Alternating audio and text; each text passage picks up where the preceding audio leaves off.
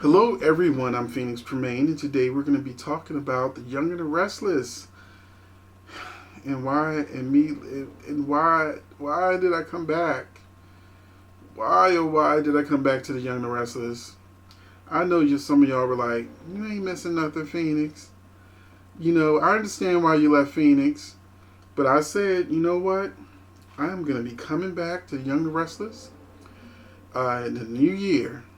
I know it's still the same writer, but I'm going to be coming back in the new year, and we're going to see how things have progressed and changed.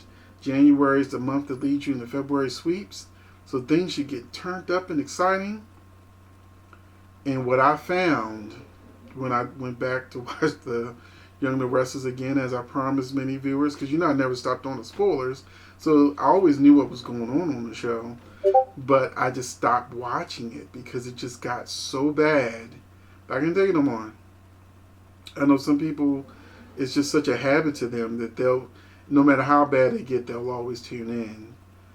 And so I started to come back in December because, Hillary's supposed to meet her mother on Christmas. And then, I saw, that didn't really pan out. So I'm like, okay. So we still don't know what's going on with Hillary after all this time. Since Michelle Morgan has been back, they've been dragging the storyline along.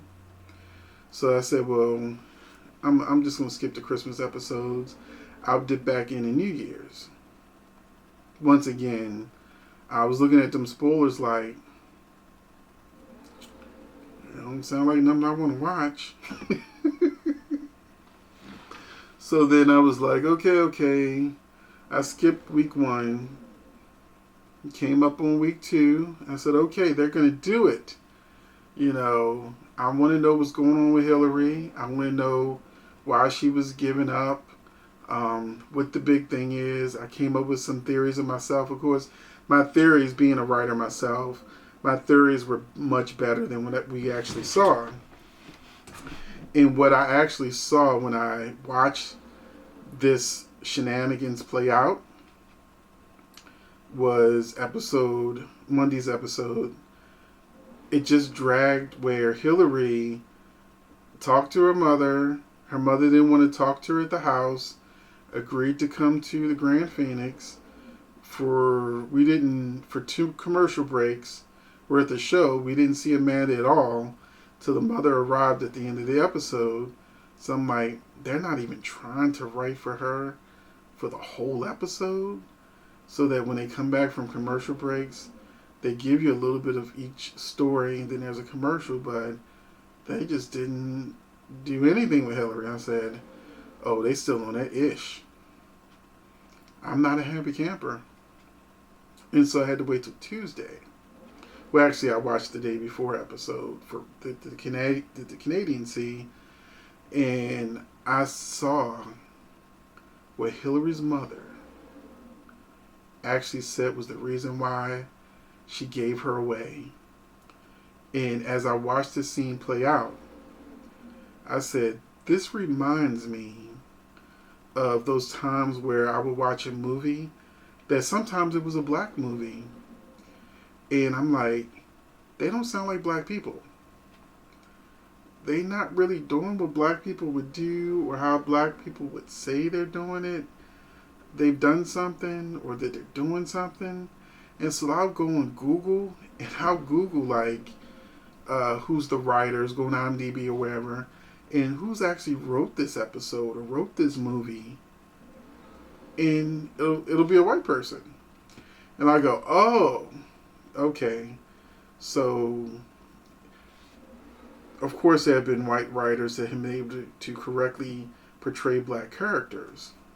Josh Griffin is not one of those people.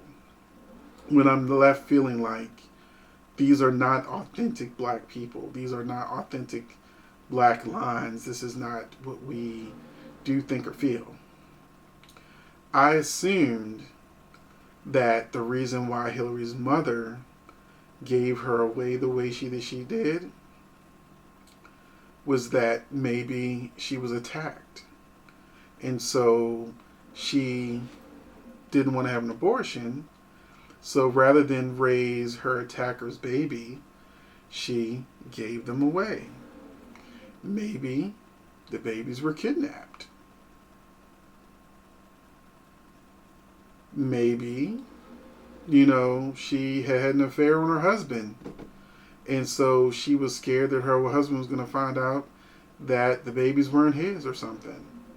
Or she was sleeping with a married man and she didn't want anybody to find out that, she was having the married man's kids or something. I thought of a lot of logical reasons why. But what she said was when she was in college,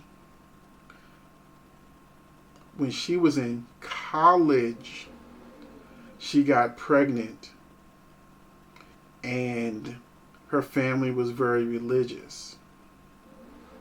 So they made her give the kids away. And I'm like, scratching my head like, you in college? Who do that? Now, if she said she was 15, if she was 16, I could completely understand that. But not this crap that I actually witnessed. The way Naya was talking, I'm like, what black woman is this? And her reasoning really made no sense based on the age that they said that she was. And the fact that she was still being mean to Hillary didn't make any sense. Even if her character was a drug addict at the time that she gave the babies away, that would make more sense. Even if she was a person who gave her kid away on the black market as trafficking, that I could have even understood. But her parents told her, a college student, that you can't have these kids. So, yeah, you're going to be mean to your daughter when she finds you because you're just going to be so scared. You're not going to really feel anything. And it was like the way she was writing, it was like double talking. Like she would say, I'm sorry, but this is how it is. And I'm like, you haven't really given, like if she was attacked. And that was the reason why, because I'm trying not to say the R word. So if she was attacked, and that was the reason why she didn't want anything to do with Hillary and Amanda, then I'd be like, I can understand how being confronted by the children you gave away because this man attacked you, and so just seeing them remind you of that moment of what happened is something that would make you very aggressive. If she even said that I was attacked and you look like him, and it's very off-putting to me, something like that, those things would kind of make sense. And then they made it even worse when her sister Imani showed up. Come on, Mom, let's go. Even when her mother said, this is your sister. No director on that set, no part of the script had Imani show any other emotion other than let's go. Period. She didn't show how shocked she was that she had a sister. She didn't take her mother for task for lying. She didn't say, well, who's the daddy? What's going on? Did you cheat on daddy? Anything like that. Anything that would make her still feel aggressive, or like she didn't even take a moment to just take that oh crap, this is my sister. The best actress in those scenes, because Tosha Story, her name's Tosha Story, she's on the Oval also, she looked so lost because that script made no sense. Imani didn't have any wiggle room to give her character any real depth or emotion, or even a moment to just breathe and take that in, that her mother lied and this is her sister. None of that happened. None of that, because that's character development. That's reasoning. That's caring about the characters. And the only person I've seen that did any good job at what she was doing was the amazing Michelle Morgan. because she was able to cry. She was able to show so much emotion in her face. She was able to do so many things with this little bit of role, and even she looked at some points uh, like she was lost. Like, I guess I got to do this. I don't have a choice. This is what they have me doing today, and I'm just going to do my job, and I'm going to do the best I can do. She looked like she was a trooper, and I was like proud of her, but at the same time, I can't help but remember when she was playing Hillary, and it was almost a Hillary show. She was in so many different plots, involved with so many different people, and she was like a major player. She was as major on Young and the Restless as Victor. But then she comes back to the show with a writer who doesn't care about the black characters. Devon was in an entire storyline about losing $1 billion, and he was like an afterthought in the whole process of what happened. That's how much they care about. I have people in the comment section just saying, well, why is Elena doing this? Or why is she acting like bad writing? That's why she's doing it. When Hillary died, they were supposed to build Elena and Devon and give them a storybook romance that made you want to root for them, so that when Hillary came back, it would be like watching Bold and Beautiful. There are people that like Steffi and Liam, and there are people that like Liam and Hope. But there was no Elena Devon camp and Devon and Hillary / Amanda camp. There was mostly just people wanting Amanda to either secretly be Hillary, or that they just went ahead and put them together. So there was not a whole lot really going on. Even when she was dating Nate, they might as well have been friends based on the way they were portrayed. So I think for a lot of black fans especially, and no matter what race you are, if you're a Hillary, Amanda, or Michelle Morgan fan, you feel really betrayed right now. They took a long time just to get around to the secret of her birth mother, her connection to Hillary, even being an obvious twin. Then now in 2021, we get the answers. And honestly, I don't believe her father died. I think that'll be a plot twist down the road. Her father's really alive or something like that. That's even if Josh cares enough to pick back up on that. So I was extremely upset when I came back to start watching Young Restless again, because not only that I get pissed on being a Hillary fan and dismissed, but I had to, after all this time of waiting for The Secret of Billy and Summer to come out, it finally comes out on a plane where half the people already know, and then Lily just happens to overhear them having this conversation when she was supposed to be asleep but was really awake. And the truth is, Lily shit is none of Lily's business. What Billy did had nothing to do with her. It's Phyllis and Nick who needed to be on that plane. It's Phyllis and Nick that needed to be caught up in those discussions and whatnot.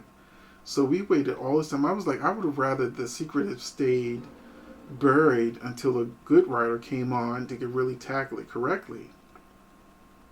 So I was disappointed on how they were handling that. So I'm sure this will be a problem for Lily. Now, and the reason why I say this shouldn't be a problem for Lily is for the simple fact that she knows who Billy is. She knows that Billy did so much. She knows a lot of Billy's dirt. So this shouldn't be any dirtier than anything she already knew, but they're going to make a big deal about it. Maybe. But I know that Adam and Billy are pretty much the stars of Young and the Restless.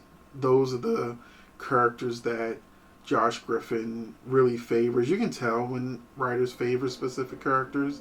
They get all of the best storylines, they get all the best line, and they get the most screen time. They don't even like Victor. Victor Newman should be a prominent part of this show, but he not only retired from Newman, it looked like he retired from Young and Restless because he doesn't do nothing. So I came back after all this time. I haven't watched Young and Restless since November. That's right, during November sweeps is when I gave up on it because it wasn't giving me anything I wanted. And now I come back in January, second week of January, and it's almost worse than when I left. So I just want to get my thoughts on, me rejoining the viewership of Young and the Restless and feeling like I got a slap in the face and a reminder why I stopped the first time. I really miss the times when a soap had bad writing or something, and you just like could switch to another soap, give another soap a chance, and just start watching them. Some Sunset Beach, Passions, Santa Barbara, Loving, all the shows that are missing on ABC and NBC. That you be like, you know what, I'm going to give y'all a break and let me go ahead and try something new, especially when your faves have moved to a different soap. You're like, okay, let me go ahead over there.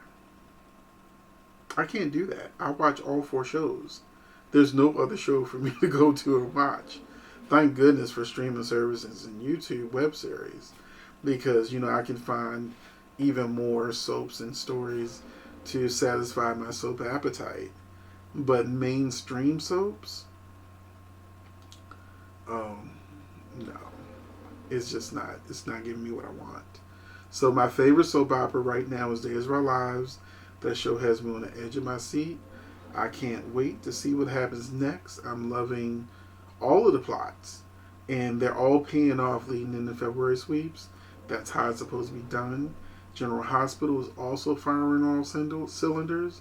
They're doing a very good job over in General Hospital leading into sweeps, keeping everything on point. The actors doing what they're supposed to do. That show's doing very well. I do not like the Sonny Has Amnesia because I think that stupid. But other than that, I'm enjoying General Hospital. Bold and the Beautiful, I got problems with you, but you're still watchable. Seeing Hope find out that Liam cheated. I don't like that Liam cheated. I don't like them going back, doing the same story over and over again. But, it is exciting to watch Hope learn about the betrayal and knowing that he's about to also tell her about the baby Steffi's pregnant could be his. That's another thing I'm looking forward to. I really enjoy Paris on Bold and the Beautiful. I don't really enjoy Zoe that much or Carter, but Paris is such a breath of fresh air. She's like Trina on General Hospital. Just a breath of fresh air, But, Bold and Beautiful still gives me things to hang in there. Just give me some Quinn, and I won't even, complain. But other than that, good Lord. Like, are you looking forward to the Bold and Beautiful Young Rest crossover? Because I know I'm not. So anyway, that's it for now. Thank you for watching. I had to go on this little rant because I started watching the Restless again and immediately didn't like anything I saw. And I will catch you in the next video. But I'm very interested in hearing your feedback about how you're feeling about Young Restless right now. And do you agree with me or do you disagree with me? I mean, you may be in Young Restless heaven right now. You might be loving everything that's going on. But we can talk about it in the comments. Thanks for watching.